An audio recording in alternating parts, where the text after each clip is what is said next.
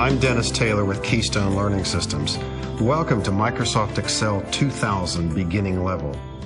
In this course, you'll learn the basics of Excel.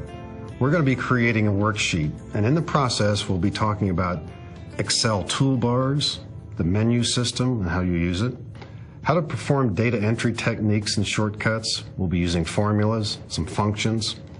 We'll be changing the appearance of the worksheet too, adding color, making columns wider and narrower, and so on.